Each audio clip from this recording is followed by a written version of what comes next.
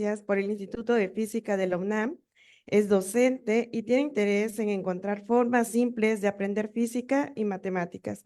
Como investigador, está interesado en aplicar estabilidad de materiales activos en las celdas fotovoltaicas, estudiar invenciones de Nikola Tesla y también es investigador nacional nivel 2. Se encuentra adscrito a nuestro instituto, el Instituto de Investigación e Innovación en Energías Renovables de la UNICACH, como profesor investigador de tiempo completo, titular C.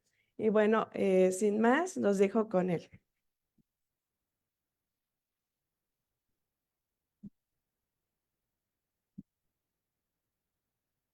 Muchas gracias.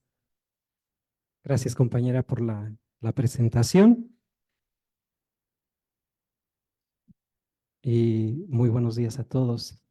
Pues es un placer poder conversar acerca de lo que nos gusta entre colegas y, por supuesto, amigos.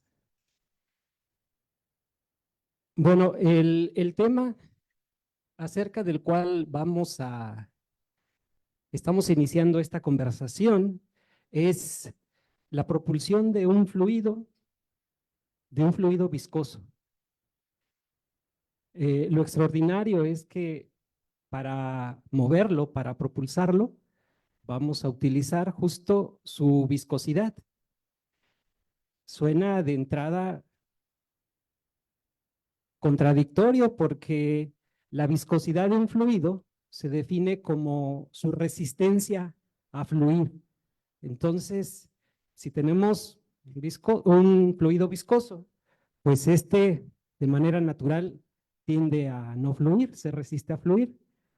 Bueno, la idea que vamos a mirar de cerca en esta charla es que sí es posible, sí es factible y además no solo es posible, sino que además es una forma muy efectiva de mover un fluido. Y pues la idea, por otro lado, es de nada más y nada menos que de Nikola Tesla. Bueno, veamos de qué se trata. Para empezar, decimos que, bueno, un fluido viscoso, o llamamos viscosidad de un fluido, aquí vemos dos fluidos. Vean cómo este que está aquí se resiste a fluir, es decir, tiene una viscosidad mayor. Entonces, eso que miramos aquí representado gráficamente es la propiedad de viscosidad. Y bueno, se presenta con muchas intensidades, muchos valores. Por ejemplo, tenemos agua, tiene cierta viscosidad, y tenemos también aceite, glicerina, que tienen una mayor viscosidad. Miel, son más viscosos, se resisten más a fluir. Bueno, ahora, algo que también es aparentemente extraordinario, bueno, pues lo hace nuestro organismo mismo. Nuestro organismo, para vivir, pues necesita de la sangre. Y para mover la sangre, pues se necesita justo eso, propulsarla. Y ahí tenemos un mecanismo que siempre ha estado con nosotros desde que nacemos y que en esencia, la bombita, pues es el corazón. Está muy débil esto, ¿ustedes sí lo ven? Bueno, es el corazón. El corazón, nuestro corazón es una bomba que propulsa un fluido viscoso, ¿sí? Eh, Pese a que es viscoso, pues lo hace muy bien el corazón. Sabemos que la manera general en que lo hace es mediante contracciones de los músculos que lo componen. Bueno, vamos a ver qué más tenemos. Bueno, esta es una gran motivación porque ¿cuántos organismos no tienen sangre, no tienen un corazón? La mayor parte de los animales. Bueno, miren, les presento el problema desde una perspectiva práctica para que nos sea familiar. veamos el problema. El problema que tenemos es elevar de un nivel a otro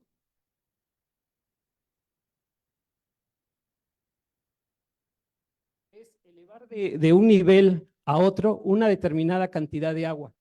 Claro, lo vamos a hacer mediante un tubo. Aquí hay un tubo y requerimos propulsar el fluido. Lo difícil de esto es, o más bien el desafío, el problema, la dificultad está en que, bueno, el fluido pues tiene un peso. Entonces, para llevarlo de aquí hasta acá, pues requerimos, hay que vencer ese peso, hay que levantar al fluido en contra de su peso. Eso pues requiere energía, habrá que levantarlo. Bueno, estrictamente la energía que necesitamos pues es la energía potencial que tendrá el objeto aquí. Eso es si no tuviéramos pérdida, si no fuera un fluido viscoso. Por el contrario, si es un fluido viscoso, entonces además de la energía que requerimos para que tiene el fluido aquí arriba por su posición, su energía potencial, además requerimos vencer esa oposición interna que tiene el fluido a moverse, una fricción interna. Entonces vamos a tener una resistencia interna. Bueno, lo que queremos es, mediante esta propulsión, aquí le estamos llamando así, por eso la etiquetamos como propulsión viscosa, le hemos llamado así. Queremos, mediante esa propulsión viscosa que propone Tesla, queremos subir, digamos, agua, un fluido viscoso, desde una altura hasta otra, a través de un tubo, ¿sí? Pero queremos hacerlo con el principio que promete Tesla, que se puede hacer de manera eficiente. Bueno, independientemente de los detalles, podemos ver aquí los parámetros que están involucrados. Tenemos que el fluido tendrá una determinada viscosidad. Este fluido se va a mover desde una altura a otra, pero en contra de su peso, es decir, está presente el campo gravitatorio. Y además, bueno, pues la altura está determinada por cierta magnitud. Podemos ver también que podemos hablar de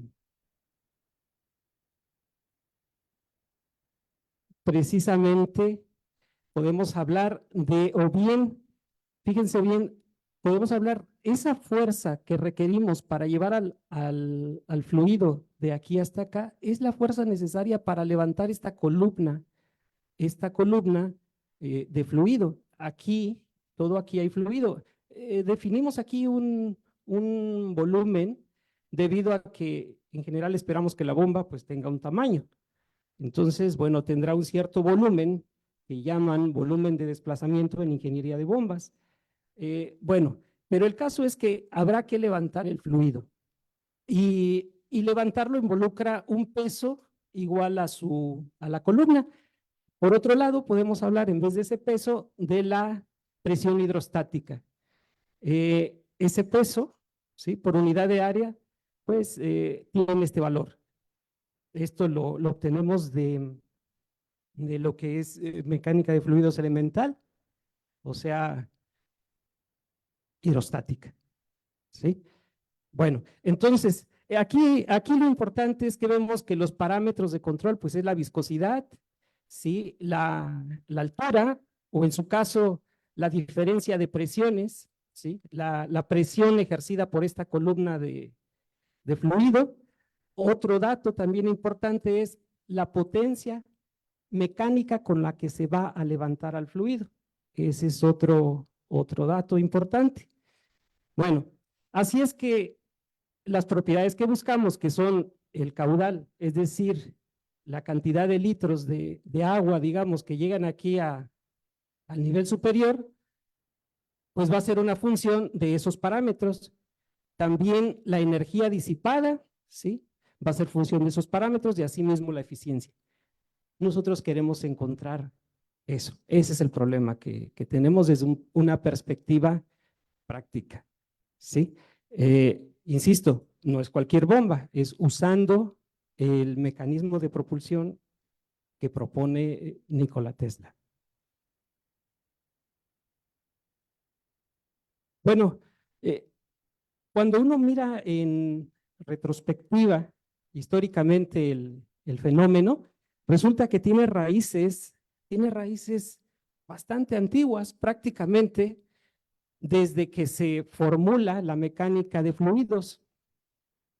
La mecánica de fluidos, fíjense que es, digamos, formalmente establecida por Navier y Stokes cuando formulan la ecuación, la famosa ecuación de movimiento de un fluido. Y eso ocurre alrededor de estos años, entre 1820 y 1850. Esto es muy interesante, esta es una formulación completamente teórica, ahí inicia la mecánica de fluidos.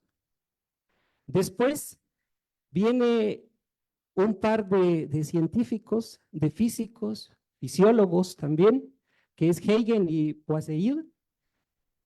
Ellos estudian precisamente, están interesados en el caudal de un fluido viscoso que está sometido a una presión. Y estudiando, en este caso, lo estudian experimentalmente, descubren una ley que actualmente se le conoce como la ley de Huygens-Poiseuille. Después, bueno, esto ocurre, fíjense, muy cerquita, en el inter de la formulación de la mecánica de fluidos. Se descubre esto directamente en los experimentos. Se está construyendo, en otras palabras, en el experimento y en la teoría, toda la mecánica de fluidos. Bueno, posteriormente viene otra vez Stokes y logra dar una justificación, o en otras palabras, explica la ley que descubren Huygens y Poiseuille con base en su ecuación de movimiento, en la ecuación de Navier-Stokes. Eso es lo que hace Stokes en 1845. Entonces vean, miren, aquí iluminé en amarillo lo que es de naturaleza, trabajo de naturaleza teórica, y lo que está en naranja, trabajo de naturaleza experimental. Entonces van seguidos, van intercalados, ¿sí? Teoría, experimento, eso también es revelador. Bueno, entonces después de la justificación que hace Stokes, llega Witt, y él, otra vez, con los experimentos, encuentra fenómenos realmente reveladores, ¿sí? Él encuentra un tipo de movimiento, lo vamos a ver enseguida, que es muy útil para describir los fenómenos con los fluidos, el movimiento de los fluidos. De hecho, es un tipo de movimiento muy especial. Y posteriormente, ya en 1913, finalmente llega el trabajo de Tesla. El trabajo de Tesla lo colocamos aquí en otro color porque tiene una naturaleza muy diferente. Resulta que estos son o teoría, es teoría, experimento, pero este es un trabajo impresionante, está completo. Uno revisa la patente y tiene aportes teóricos, aportes experimentales y aportes prácticos. Es un trabajo completo, experimento, teoría y práctica está en este trabajo. Ese es Tesla. Y por último llega un trabajo de naturaleza completamente teórica, que es el trabajo de Taylor, y es una justificación teórica de lo que encontró Coué. Miren, el trabajo de Coué es realmente muy importante, aporta mucho. Coué, además de encontrar el famoso, ese movimiento que lleva su nombre, muestra también que el flujo puede ser inestable experimentalmente. Bueno, y posteriormente Taylor lo que hace es demostrar que efectivamente es así con base en en la mecánica de fluidos que había construido previamente Navier y Stokes. ¿Sí? Entonces, hasta acá con Taylor, fíjense que ya fue hasta 1923, ya en el siglo XX, cuando de alguna manera se cierra, porque Couette, por un lado, descubre movimientos muy especiales, pero también descubre que pueden ser inestables, y por otro lado, Taylor lo que hace es demostrar teóricamente que así es. Entonces, aquí alcanza, digamos, la mecánica de fluidos una madurez bastante sólida. Otra manera de verlo, pues, es que pues, la mecánica de fluidos es exitosa, es capaz de describir incluso el movimiento inestable, el inicio de turbulencia en el movimiento de los fluidos. Bueno, estos son los antecedentes. Todos son muy importantes porque esta es la base en la que plantea Tesla su trabajo. Es el tiempo que respira. Ese es el tiempo. Bueno, vamos a ver si podemos platicar rapidísimo del trabajo de cada uno de ellos. Miren, Poiseuille, esta es la famosa ley de Poiseuille, pero lo importante de ella es que encuentra una relación entre el cambio de presión en una tubería, ¿sí? Y el caudal, ¿sí? Encuentra que, bueno, que a medida que avanza el fluido, que hay un flujo, pues la presión va disminuyendo y que sigue esta ley. Se conoce como la ley de Huygens-Poiseuille, pero también encuentra la manera en que se mueve el fluido en todo su interior. Aquí está representado con estos mecheros de Bunsen. Pueden ver que la flama tiene esta forma, tiene una forma parabólica. Lo que quiere decir es que las distintas capas de fluido justo tienen esas velocidades. Las velocidades que tienen forman ese perfil, un perfil parabólico. Es decir, se mueven más rápido las capas que están en el centro, más rápido que las que están, a medida que se acercan las capas a la frontera del flujo, bueno, pues disminuye.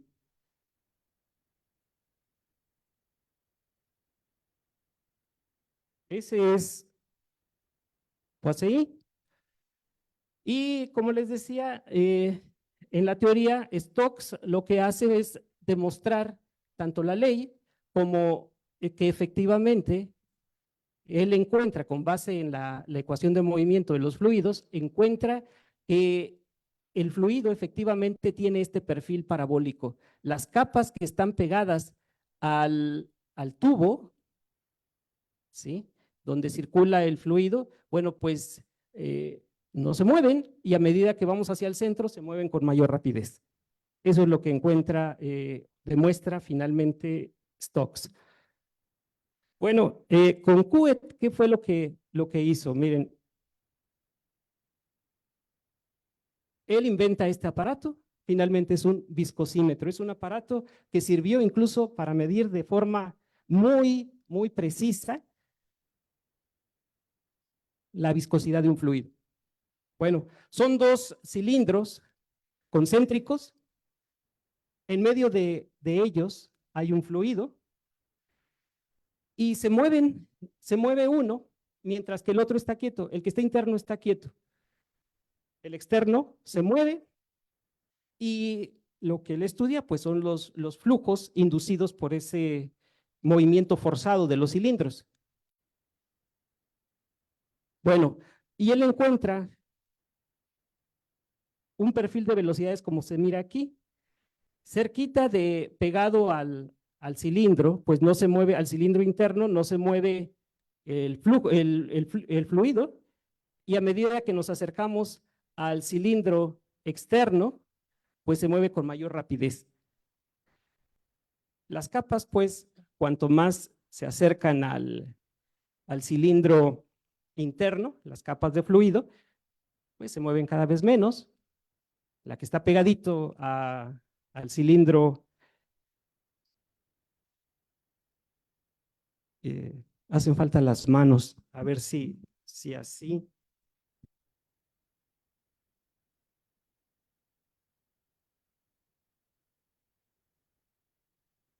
Bueno, sí, les decía, son dos cilindros.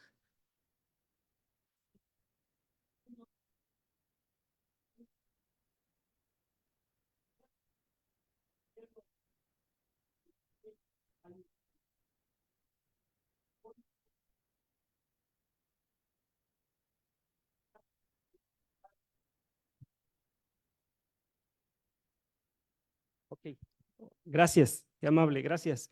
Sí, las capas de fluido que están pegadas al cilindro externo se mueven con mayor rapidez. Sí, y las que están, contrariamente a las que están pegadas al cilindro interno, esas están en reposo.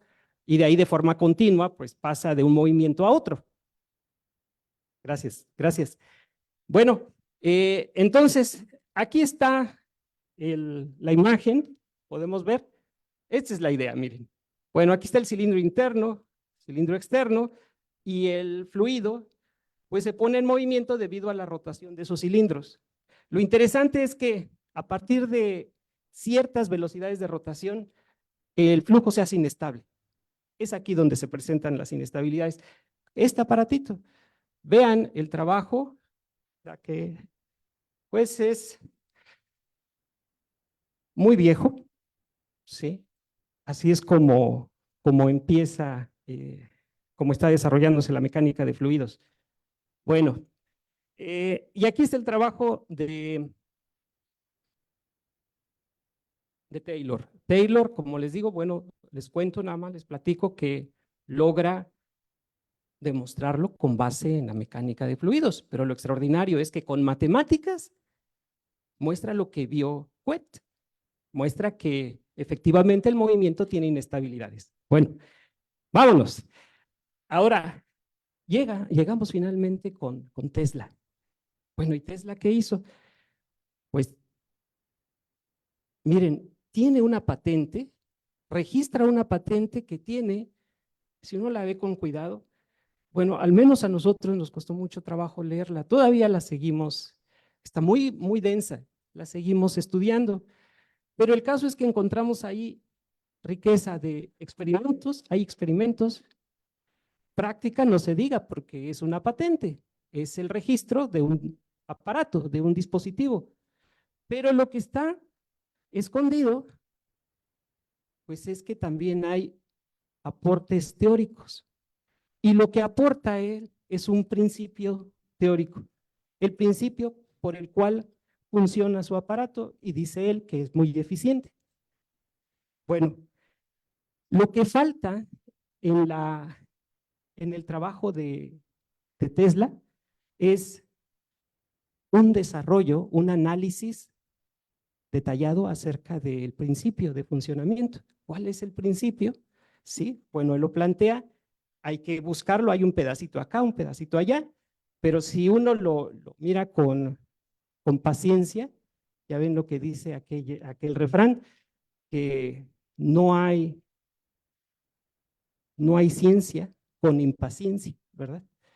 Bueno, entonces si uno es paciente y busca en toda la patente, puede encontrar finalmente piezas de ese, elementos de ese principio.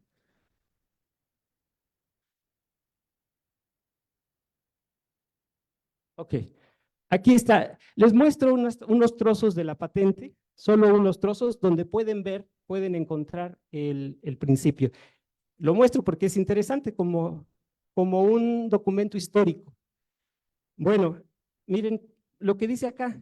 Dice, es bien conocido que un fluido posee, entre otras, dos propiedades muy importantes, adhesión y viscosidad. ¿Sí? Bueno, lo que describe aquí con mayor detalle, se los comento así rapidísimo. No sé cómo estoy de tiempo, maestro. ¿Sí? Bueno,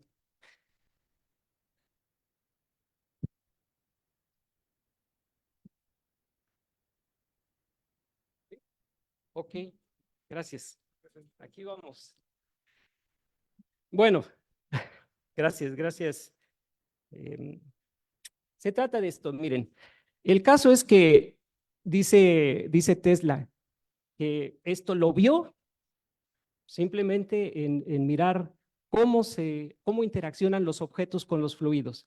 Dice él que un objeto que se mueve, ojo, que se mueve, o sea, uno lo intenta, hay un agente externo que intenta moverlo a través de un fluido.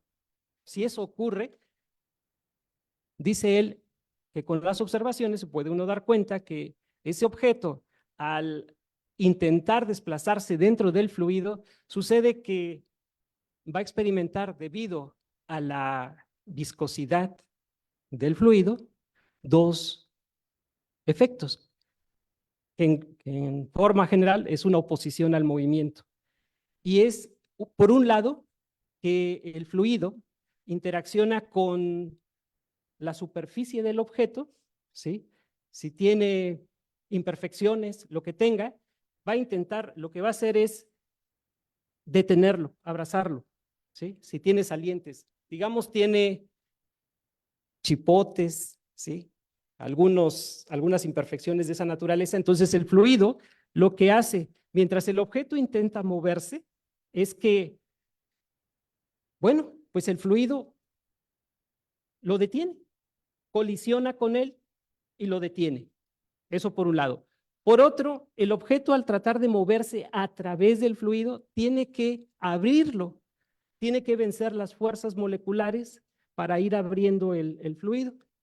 Entonces, en resumidas cuentas, mover un fluido, un objeto extraño dentro de un fluido, no es eficiente. No es eficiente porque la interacción fluido-objeto es de manera natural a oponerse.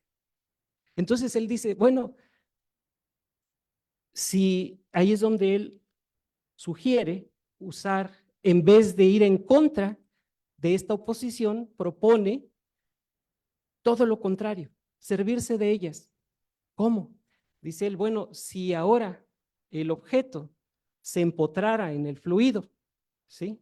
Y el fluido se mueve, si se logra empotrar perfectamente en el fluido, bueno, cuando se mueva el fluido, se va a llevar al objeto, lo va a poner en movimiento. Y vamos a evitar cualquier disipación, porque no va a ir abriendo, escarbando, horadando el objeto al fluido. Entonces su idea es empotrarlo en el fluido y que se mueva como un todo. Esa es la idea. Gracias, gracias. Abner, gracias Abner, gracias.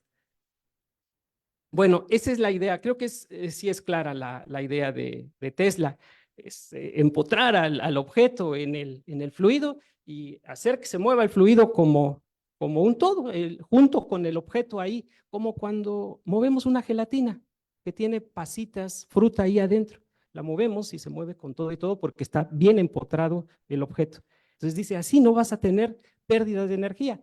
Es lo que dice aquí. ¿Sí? Bueno, más adelante, les digo, es un reporte, es un documento, todavía lo seguimos trabajando, pero también dice que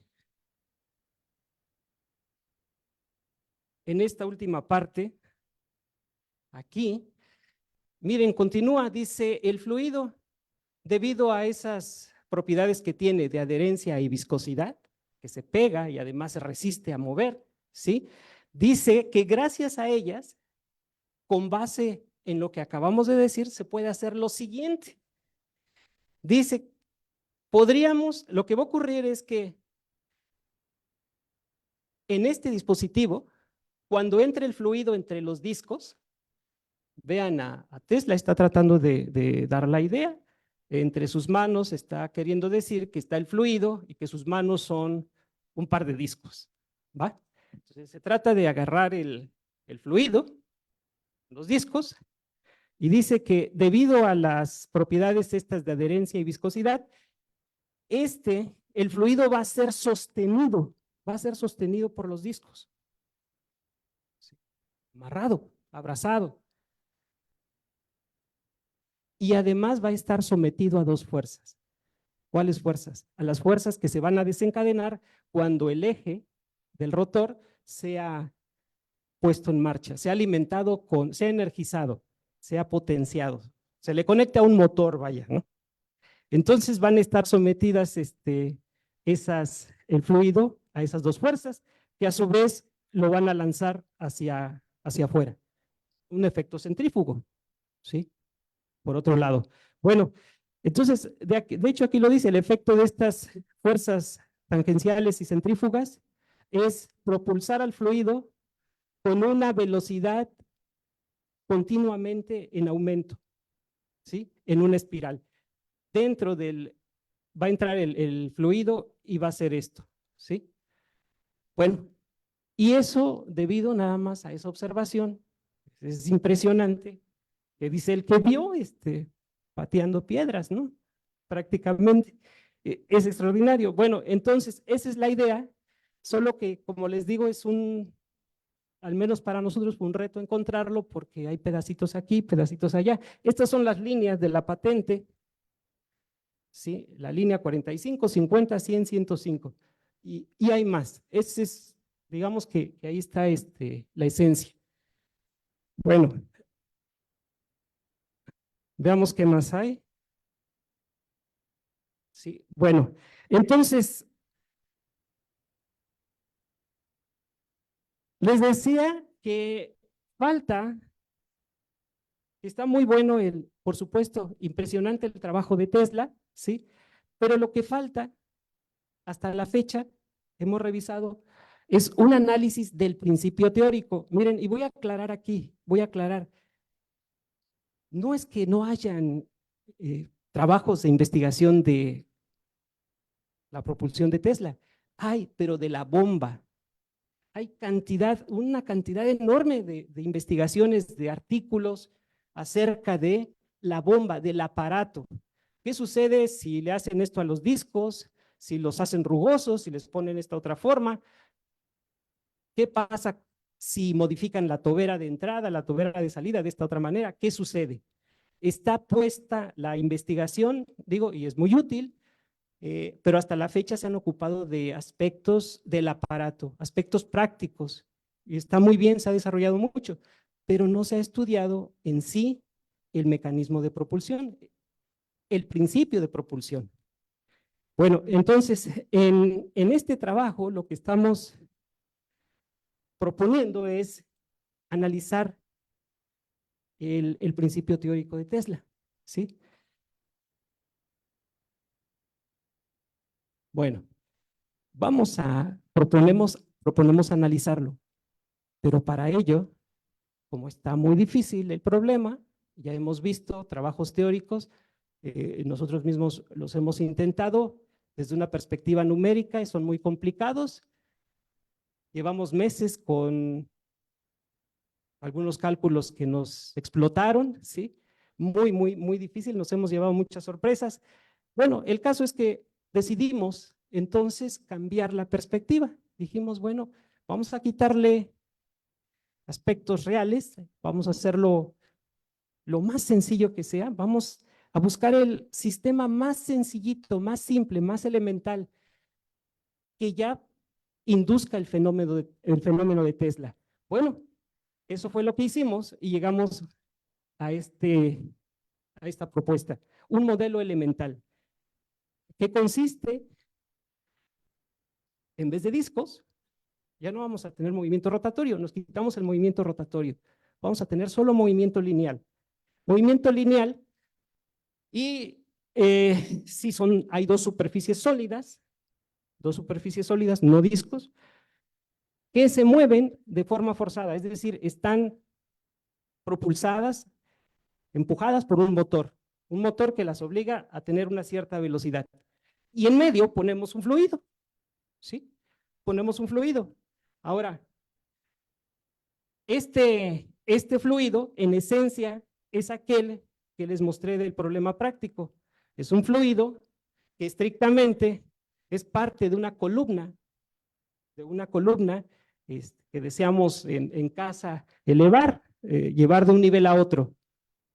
Así es que, pues lo que estamos proponiendo acá, es que es un fluido que está sometido a una presión, pero no solo a una presión, sino además una presión que no es uniforme, ¿sí? Para poder tener el efecto de levantarlo. Una presión que no es uniforme, es decir, hay un gradiente de presión. Entonces, bueno, este es el modelo. Un fluido de una viscosidad dada, no cambia, es decir, es un fluido newtoniano, ¿sí? Este fluido lo colocamos entre estas dos superficies. Las superficies sólidas están en movimiento, tienen una velocidad que conocemos y las superficies se encuentran separadas a una distancia h. Además, el fluido está sometido a su peso, en otras palabras. O sea que tratamos de moverlo en contra de su peso. Eso es lo práctico, eso es lo útil. Entonces, por un lado, los efectos del peso tienden a arrastrarlo hacia abajo y por otro, nosotros lo que queremos es subirlo. Y proponemos a este como el modelo más simple, el idóneo en ese sentido para estudiar el fenómeno. Miren, yo les hablé en un principio de varios problemas históricos. Me parece interesante porque este problema se parece, el estudio de este sistema se parece mucho al que estudió, por un lado, Couette o Coisei, ¿sí? Se parece, es un fluido entre superficies con determinadas condiciones y hay que encontrar todas sus características. Bueno, les prometo que no los estoy haciendo al menos todo mi esfuerzo para no dormirlos con los detalles innecesarios, ¿sí? Bueno, entonces, una vez que ya elegimos al modelo, que lo identificamos, pasamos a estudiarlo. ¿Cómo lo vamos a estudiar? Pues toda la formulación de la mecánica de fluidos, vamos a emplearla, vamos a aplicar la ecuación de movimiento que construyeron Navier-Stokes, y que en esencia es esto, ¿sí? Aquí la describo y he movido a esta otra orientación al sistema solamente porque es más fácil de mostrarle los dibujos a ustedes, ¿sí? Al auditorio. Bueno, miren, ahí está otra vez el fluido, ¿sí? Con todas las características que dijimos. Hay un gradiente de presión, el fluido está entre estas dos capas y, bueno, pues hay que encontrar todo acerca de él. Bueno, ¿qué quiere decir todo? Hay que encontrar cómo se mueve. En otras palabras, cuál es la velocidad que tiene en cada punto el objeto. ¿Cómo lo vamos a hacer? Vamos a aplicar la mecánica de fluidos. Aplicamos mecánica de fluidos. Específicamente, vamos a aplicar la ecuación de movimiento, ¿sí? Vamos a plantear la ecuación de movimiento para este fluido, la vamos a resolver y de ahí, tras resolverla, bueno, la solución va a ser justo el movimiento, la descripción de cómo es el movimiento del fluido, ¿sí? Bueno, para que esto también sea de utilidad, veamos que la ecuación de movimiento de Navier-Stokes en el fondo no es más que la segunda ley de Newton para todos, compañeros, ¿sí? Es la segunda ley de Newton. Miren que de este lado aquí, en este miembro, lo que tenemos es el término de masa por aceleración. Al final de cuentas, esto es masa por aceleración. Y del otro lado, pues tenemos las fuerzas. Tenemos fuerzas. Y estamos hablando de un trocito del fluido. Aquí tomamos un trocito del fluido y esto que está aquí, lo que nos describe, pues es la ecuación de movimiento de ese trocito de fluido. Sobre él actúan estas fuerzas, una fuerza debido a la no uniformidad de la presión y la otra se debe precisamente a la viscosidad, ¿sí? Bueno, listo, vamos a resolverla, pero sujetos a las condiciones de frontera. Deben haber condiciones de frontera. Miren, la condición de frontera que elegimos acá es la forma en cómo interaccionan las superficies móviles con el fluido. Y lo que asumimos es que están perfectamente adheridas. Es decir, que se mueve el fluido sin derrapar sobre las superficies. Se amarra perfectamente a ellas y de esa manera se mueve, ¿sí?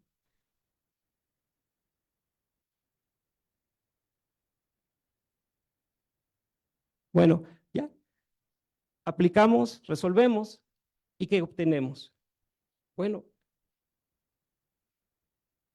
encontramos que el fluido se mueve de una forma, ¿cómo podríamos decir? Muy sencilla. Resulta que todas las partículas fluidas de él, en otras palabras, si dividimos al fluido en trocitos, aquí hay 2 trocitos, lo que vamos a ver es que cada trocito está en equilibrio mecánico. Es decir, la fuerza neta, la fuerza resultante sobre cada uno de los trocitos es 0. Bueno, cada trocito está en equilibrio mecánico. El fluido está en equilibrio mecánico. Por otro lado, cada trocito se mueve con velocidad constante, se mueve uniformemente. Eso sí, cada uno con su propia velocidad. Es distinta la velocidad al que se mueve del que se mueve este otro. De hecho, en función del trocito, estas son las velocidades que tienen. Vean que los trocitos que están pegaditos a la superficie propulsora, la superficie sólida que se está moviendo, pues tiene la misma velocidad que la superficie propulsora. Recuerden que están bien amarrados. Y de ahí en adelante, los otros trocitos se mueven más lento, debido, por supuesto, a la viscosidad. Ahí estamos viendo los efectos viscosos, cómo disminuyen la velocidad. Pero lo que sí es cierto es que se mueve todo. Se mueve todo el fluido y además, bueno, de acuerdo a lo que se ve aquí en esta solución, y además tienen este perfil de velocidades. Bueno, miren, la solución, es interesante que la solución algebraica manifiesta este término. Es interesante. Y estudiando las soluciones, encontramos qué cosa es. Resulta que este término que le hemos denominado velocidad propia es una velocidad característica del fluido, del movimiento del fluido en estas condiciones. Resulta que es la máxima velocidad relativa que puede haber entre las partículas. Es la máxima velocidad relativa. Aquí la destacamos. Miren, por ejemplo, en este caso, pues la máxima velocidad relativa sería aquella que resulta de comparar esta con esta. Es la diferencia de esta velocidad con esta otra, de esta y la mínima. Esta sería la máxima velocidad relativa. Y luego, bueno, esta es la máxima velocidad, que les dije, la máxima velocidad relativa. Eso es esta velocidad propia. Bueno, y por otro lado, con esa velocidad propia resulta que encontramos varios tipos de soluciones, 2 tipos de soluciones. Una solución en donde todo el fluido es propulsado y otra solución en donde solo una parte es propulsado. Resulta que solo es propulsado una capas, aquí separadas en amarillo, estas capas que están pegaditas a la superficie propulsora. Esta y esta otra. Pero el resto del fluido, ¿sí?, no es propulsado por las superficies. Sí está en movimiento, pero va al revés, ¿sí? Y no quiere decir que esté siendo propulsado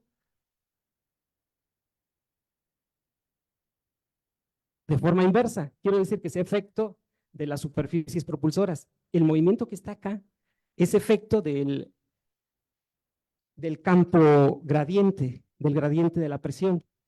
El campo de la presión no llega el efecto de las superficies propulsoras acá, así es que el fluido en esta zona es arrastrado por el gradiente de presión. Bueno, ahora, ¿qué podemos decir de la dinámica? ¿Qué podemos decir de la dinámica de fluidos? Bueno, ¿qué más podemos decir? Por un lado, acabamos de mencionar características de la cinemática, pero también podemos hablar de la dinámica. Bueno, miren, al final de cuentas, Si vemos estos trocitos de fluidos, podemos entender lo que está pasando junto con el análisis de las ecuaciones de movimiento. Bueno, resulta que cada trocito de fluido, los trocitos de fluido están adheridos por la viscosidad. Por otro lado, en este movimiento que tienen, los trocitos se desplazan entre sí.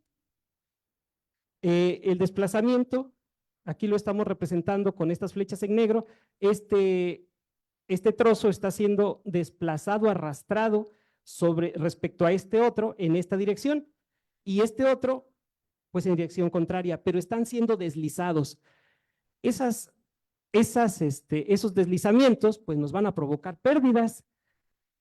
Aquí tenemos representados las fuerzas involucradas, son fuerzas de rozamiento, ¿sí? Y lo interesante es que la suma de esas dos fuerzas nos da una fuerza, que es lo que le llamamos la fuerza finalmente viscosa, y lo interesante es que esta fuerza viscosa está equilibrando completamente al gradiente de la presión. Entonces, aquí podemos ver a lo que se refería Tesla. Se trata de equilibrar esa fuerza de arrastre a la que está sometido el fluido, su peso, con la viscosidad. ¿Y cómo se puede hacer eso? Con la suma de las fuerzas que actúan sobre las fronteras de cada partícula. Bueno,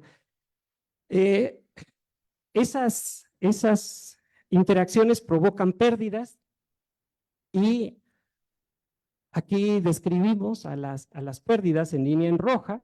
Lo que estamos graficando acá es precisamente lo que sucede en cada punto del fluido en función de la posición de dicho punto. ¿Sí? Aquí, esta distancia está describiendo esto y son justo estas líneas que pueden ver acá. Esta línea en roja representa la energía perdida por ese fenómeno, ¿sí? La línea en azul representa la energía que le damos, la energía ganada. Si movemos al fluido es equivalente a decir que estamos elevando al fluido, le estamos dando energía potencial. Entonces, bueno, hay una energía útil y esta línea que ven en negro es la energía total, la potencia total.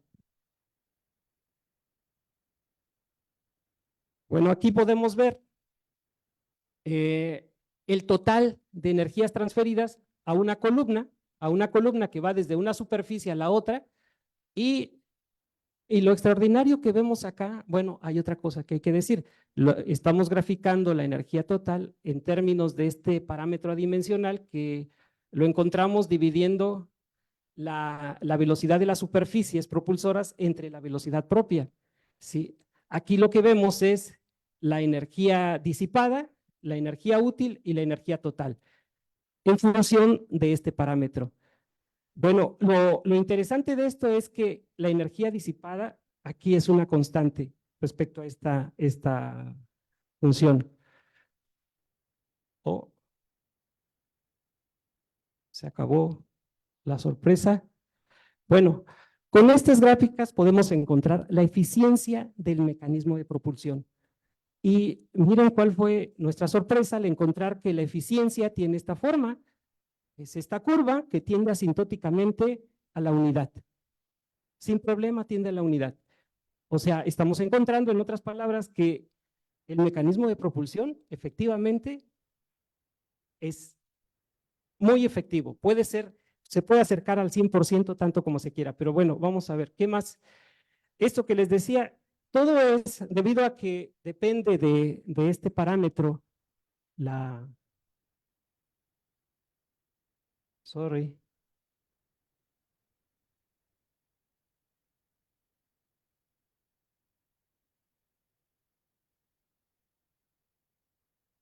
No.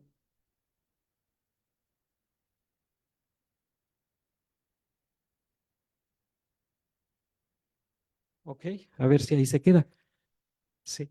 Bueno, les decía, la eficiencia tiende asintóticamente a la unidad y es una función de este parámetro. Ahora, hay dos maneras de que este parámetro tienda a infinito. Por un lado, lo podemos hacer tendiendo a infinito la velocidad V0, que es la velocidad de las placas, así.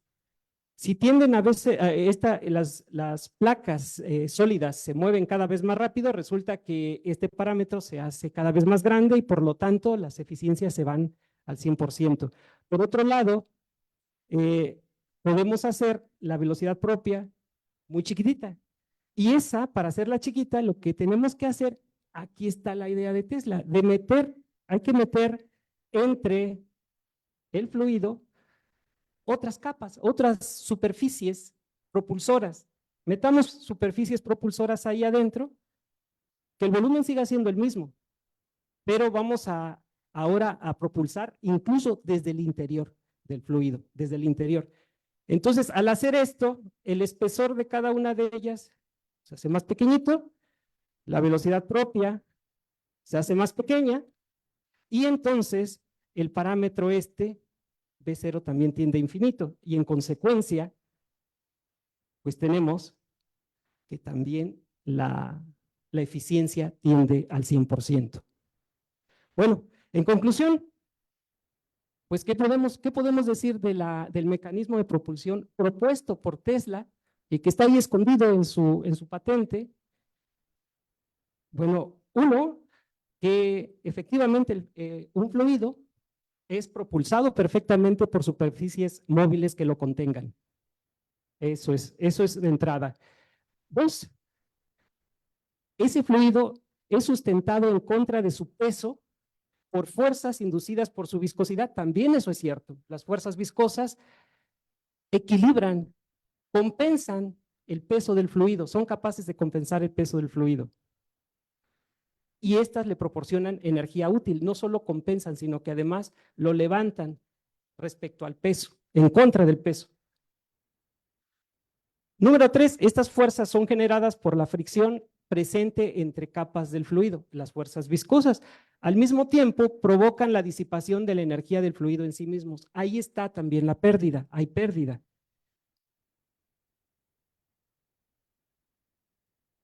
Número 4, este mecanismo también, de este mecanismo, su disipación de energía está determinada en esencia por dos propiedades del fluido. La presión hidrostática de la columna, ese gradiente del que estamos hablando y que fue dato, ese no fue una incógnita en el análisis del problema, en la solución de la ecuación, fue un dato. Fue dato de entrada, vaya, no fue incógnita. Y por último, lo que encontramos es que la eficiencia puede ser seleccionada a la carta. No solo la eficiencia puede ser alta, puede ser la que tú quieras. Puede ser 20%, 30%, 90%, 98%, lo que tú quieras, puede ser. Solo va a depender del espesor final de las capas en que tú dividas a tu fluido.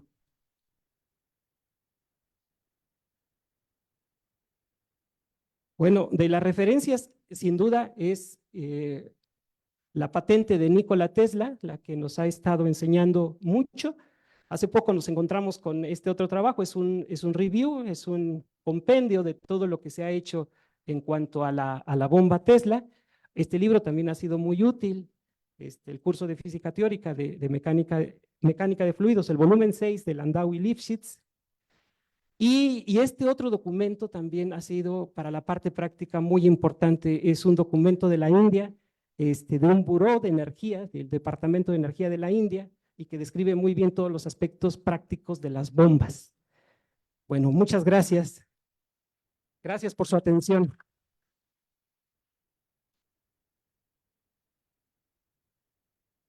Muchas gracias, doctor, por su ponencia. No sé si alguien de los asistentes tienen preguntas, ¿sí?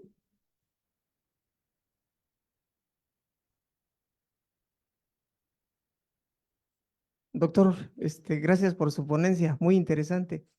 Me llama la atención que creo que su trabajo está en hacer el balance entre las fuerzas viscosas y el gradiente de presión. Mi pregunta es, ¿ocurre lo mismo para un fluido no newtoniano? En este análisis que usted hizo. En este análisis, el que sea newtoniano, usamos mucho, sería diferente el análisis. Que sea newtoniano significa que la viscosidad es constante, ¿sí? En otras palabras, que las tensiones viscosas no van a cambiar. Si es no newtoniano, cambian y entonces ya no funcionaría este análisis. Tendríamos que hacerlo, que considerar las distintas viscosidades en los distintos escenarios del fluido, ¿sí? Pero si tiene usted viscosidad, mire, lo único que va a ser diferente es la curva de eficiencia, pero de que lo va a poder arrastrar, lo va a arrastrar, porque para ello solo basta que sea viscoso, ¿sí? O sea, va a seguir funcionando la propulsión viscosa. Y otra pregunta, aprovecho. Me llamó la atención el nombre de la ponencia, porque dije, a lo mejor voy a ver que va a subir el fluido sin propulsarlo con nada, dije, venciendo la fuerza gravitacional. Sí. No, pero en este caso sí tiene que haber un mecanismo que lo impulse, ¿verdad? Sí, exactamente. Lo interesante es que las pérdidas están minimizadas. Es lo extraordinario del mecanismo de Tesla, que si uno lo mira en términos de mecánica de fluidos, de mecánica en general, si usted desplaza un fluido viscoso, de lo que nunca se va a poder apartar es de estas pérdidas. El mejor escenario para moverlo es mediante un flujo laminar. Si usted logra un flujo laminar, las pérdidas las va a disminuir, las tiene ya al mínimo. Ya si logra construir un aparato que funcione en el régimen laminar, entonces usted va a tener las pérdidas reducidas al mínimo desde un principio. No necesita hacerle más. De hecho, es muy interesante su comentario porque en algunas etapas del trabajo, algunos compañeros, algunos de los tesistas estaban motivados a optimizar el aparato, pero pues es una herejía porque ya está optimizado, ¿sí? Está optimizado. Las pérdidas, digo, porque el flujo es laminar, entonces en ese sentido no tiene, no tiene turbulencia, no tiene focos de disipación importantes. Es el mínimo y no solo eso. Si usted hace pequeñito el espesor efectivo de las capas del fluido, si usted lo lamina muy finamente, entonces ahí incluso el perfil lo va a ser constante y entonces ya tiene 100%, lo puede hacer. Las únicas limitaciones son de naturaleza práctica para conseguir esas superficies propulsoras. ¿Sí? Gracias por su pregunta, compañero. Bueno, ¿alguna pregunta más? ¿No? Bueno, entonces agradecemos, doctor, su participación y vamos a hacerle la entrega de su constancia. La Universidad de Ciencias y Artes de Chiapas, a través de la Secretaría Académica, otorga la constancia al doctor Juan Andrés Reyes Nava con su participación como ponente en la conferencia Propulsando un fluido mediante su viscosidad en el marco de la jornada Semana de las Energías Renovables, realizado del 24 al 26 de septiembre del 2025, con una duración total de 15.5 horas del evento, en modalidad híbrida en la sala de lectura informal del CUIT de la ciudad universitaria. Tuxtla Gutiérrez, Chiapas, a 26 de septiembre del 2025, por la cultura de mi raza, firma el secretario académico, licenciado Enrique Pérez López. Así también se hace entrega de una constancia. Esta es a través del Instituto de Investigación en Energías Renovables y firma el director del instituto, el doctor José Francisco Pola Albores.